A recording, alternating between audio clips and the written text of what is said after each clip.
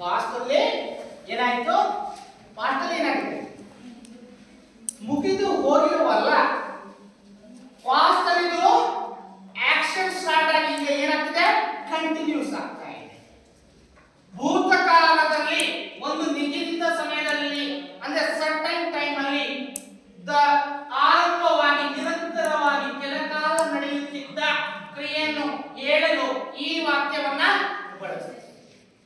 Example, she had been living there for 3 years. She had been living there for 3 years. ಎಷ್ಟು ವರ್ಷದಿಂದ? 3 ವರ್ಷ. From 3 years. 3 years. We had been waiting for him since morning. ಅವಳಿಗೋಸ್ಕರ ನಾವು ಎಷ್ಟು since ಬೆಳಗ್ಗಿಂದಲೇ ನಾವೇನ್ ಮಾಡ್ತಿದ್ದೀವಿ? Waiting ಮಾಡ್ತಿದ್ದೀವಿ. ಯಾರಿಗೋಸ್ಕರ? ಯಾರೋ ಒಬ್ಬರಿಗೋಸ್ಕರ. They had been discussing this from many months. ತುಂಬಾ ತಿಂಗಳುಗಳಿಂದ ಅದರ ಬಗ್ಗೆ ನಾವು ಚರ್ಚೆ ಮಾಡ್ತಾ ಇದ್ದೀವಿ. ಆಲ್ರೆಡಿ ಚರ್ಚೆ ಸ್ಟಾರ್ಟ್ ಆಗಿದೆ,